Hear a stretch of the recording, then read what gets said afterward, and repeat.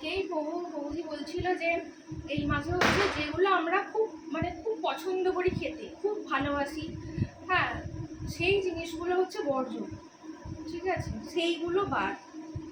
এইটাই হচ্ছে ব্রতের নিয়ম। কালকেই বহু আমাদের ওখানে এসেছিল, বলছিল এই কথাটা।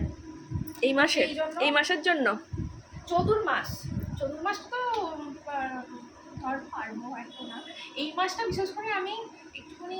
তুই দুবার প্রসাদ পাচ্ছিস। আচ্ছা, আমাদের বাড়িতে এসেছে, ও কাজে এসেছে একটা, ওকে বলছি তুই কি খাবি, ফল টলও তো মানুষ খায়, বলছে না আমি দুবার প্রসাদ পাচ্ছি। না, এই মাসে নাকি ও দুবার প্রসাদ পাচ্ছে, একবার পেয়ে এসেছে, আবার রাতে গিয়ে পাবে, মানে সারাদিনে আর কিছু খাচ্ছিস না জল ছাড়া, তাই তো? নাকি জলটাকেও খাচ্ছিস না? জলটাও খাচ্ছিস না? ও, জলটা খাচ্ছিস শুধু, ফল টল কিছু খাচ্ছিস না? ফল খা না। ও বলেছে যে এই চতুর্মাস ব্রতে যে ফল বর্জন করবে তার সুপুত্র সন্তান হবে। এটা কি তাহলে?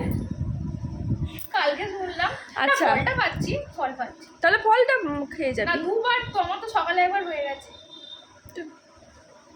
কোল্ড ড্রিঙ্কস মানে ফ্রুটি টুটি কিছু খাবি না? আর বাইরে নিয়ে চলে যাবি বাড়িতে, তাহলে ওখানে গিয়ে বাড়িতে গিয়ে। আমি কিছু বাইরের খাচ্ছি না, ফ্রুটি আইসক্রিম এমনকি মিষ্টি পর্যন্তও না। ফ্রুটি আইসক্রিম মিষ্টি কিছু না, শুধু জল আর সবজির মধ্যে হচ্ছে কাঁচকলা, পেঁপে, আলু আর ফুলকপি, আর কিছু না। আচ্ছা, ও কিন্তু মালা জপতে জপতে এসেছে, এখন এসে কমপ্লিট করে কিন্তু তারপরে এইসব বলছে আর কি। ঘুমাচ্ছিস নাকি? না ঘুমাচ্ছিস না? দুপুরে ঘুমাস? ঘুমানো যায় দুপুরে?